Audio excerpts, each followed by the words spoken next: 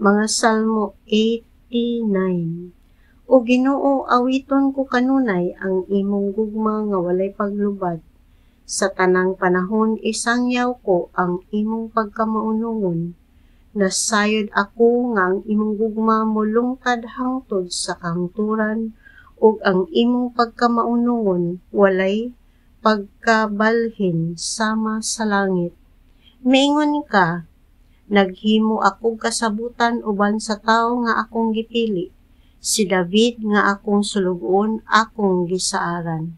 Himuon kong maghari kanunay ang imong kaliwat, o patunahayon ko ang imong trono hangtod sa kahangturan. Nag-awit ang kalangitan sa katingalahang mga butang nga nabuhat mo. Nag-awit sila, O Ginoo, sa imong pagkamaunungon.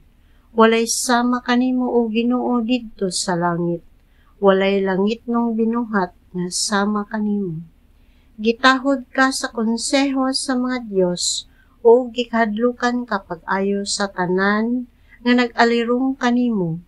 O Ginoo, Dios nga labing gamhanan, walay sama kanimo kagamhanan. Matinud-anon ka, O Ginoo, sa tanang butang.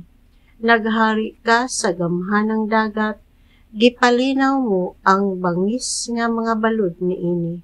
Gidugmok mo ang mananap nga si Rahab, o gipatay mo kini. Pinaagi sa imong dakong kusog, gibuntog mo ang imong mga kaaway. Imo ang kalibutan, ingon man ang langit.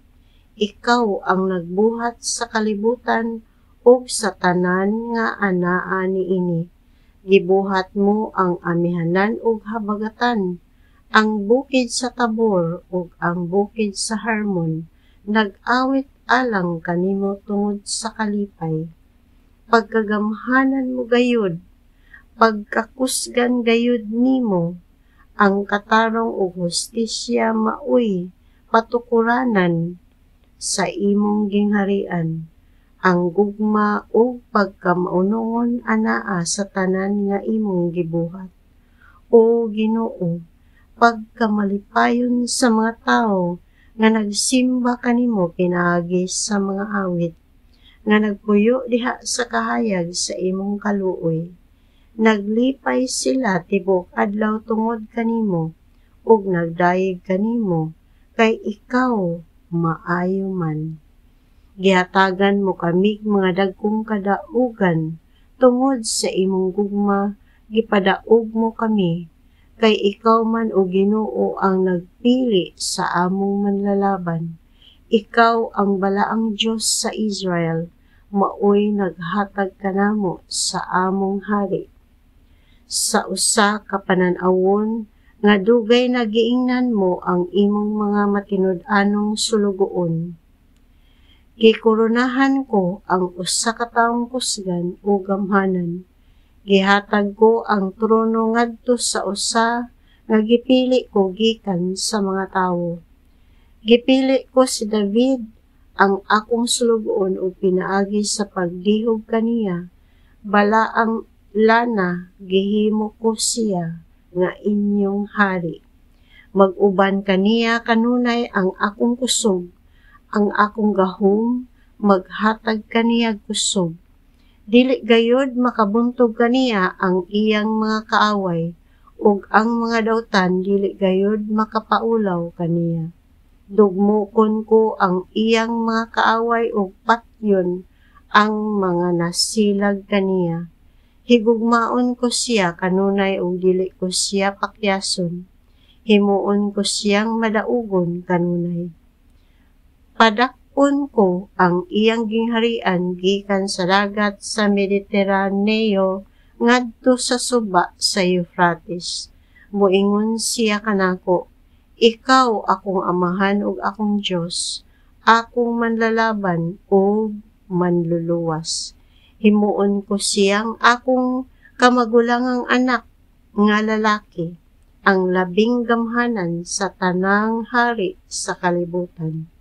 Higugmaon ko siya kanunay ug ang akong kasabutan uban kaniya mulungtad hangtod sa kahangturan. Himuon ko nga sa kanunay may usa sa iyang mga kaliwat nga maghari ug ang maungging harian molungtad sama sa langit. Apan kung dili mo tuman ang sa akong balaod ang iyang mga kaliwat ug dili magkinabuhi subay sa akong kasuguan, kung isalikway nila ang akong kasuguan ug dili tumanon ang akong mga gimbutan, silutan ko sila tungod sa ilang mga sala ug kastiguhon tungod sa ilang mga kalapasan. Apan higugmaon ko si David kanunay ug dili ko pakyason ang gisaad ko kaniya. Dili ko lapason ang akong kasabutan uban kaniya ug bakwion ang bisan usa kasaad ko kaniya. Sa akong ngalan ako misaad ug kini ako gayong barugan, busa si David dili ko gayud bakakan. Sa kanunay may usa sa iyang mga kaliwat nga maghari ug ang maungging harian molungtad samtang mudan-ag pa ang adlaw. Mutunhay kini sama sa bulan, sama ni anang walay pagkausab nga saksi diha sa kalangitan. Apan nasuko ka sa pinili mong hari, gibiyaan mo siya o gisalikway. Gisalikway mo ang kasabutan tali kanimo o sa imong sulugoon, o gilabay ang iyang korona ngadto sa lapok. Gilumpag mo ang mga paril sa iyang syudad o giguba mo ang iyang mga kota. Gikawat ang iyang mga kabtangan ni bisan kinsa nga moagi didto. Gibebi ay siya sa iyang mga silingan. Gipadaog mo ang iyang kaaway, gilipay mo silang tanan. Gihimo mong walay kapuslanan ang iyang mga hinagiban, o gipabuntog mo siya sa panggubatan.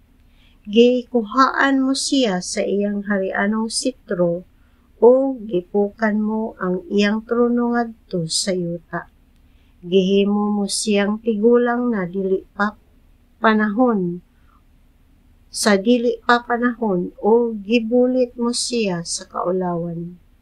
Hangtod kanusa o Ginoo nga magtago kagikan kanako? Hangtod ba sa kahangturan? Hangtod kanusa magsilaog? Nga daw kalayo ang imong kasuko, hinumdumi o Ginoo ang kamubo sa kinabuhi sa tao. Hinumdumi nga gibuhat mo ang tao nga may kamatayon. Kinsa may taong dili mamatay, unsaon man sa tao paglikay sa Siol. Ginoo, hain naman ang mga timaan sa imong gugma, hain naman ang mga saad nga gihimo mo kang David. Ayaw kalimot giunsa ako nga imong sulugoon pagbugal-bugal nila, o giunsa ko pag-antos ang tanang pagbugal-bugal sa ubang kanasuran. Ang pinili mong hari o Ginoo, gibebi ay pag-ayos sa imong mga kaaway. Gibugal-bugalan nila siya, bisag asa siya padulong. Dalaygon ang Ginoo hangtod sa kahangturan. Amen o Amen.